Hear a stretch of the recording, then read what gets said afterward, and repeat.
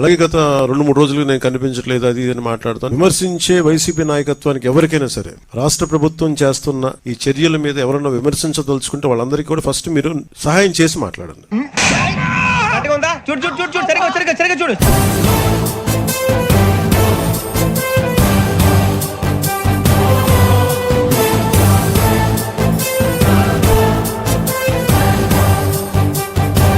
ఒక 1,00,000 పాల ప్యాకెట్స్ ని, ఒక 2 లక్షల వాటర్ బాటిల్స్ ని పార్టీ తరఫున ఎవరైతే ఇబ్బంది పడుతున్నాయి ప్రధానికి అందించాలి.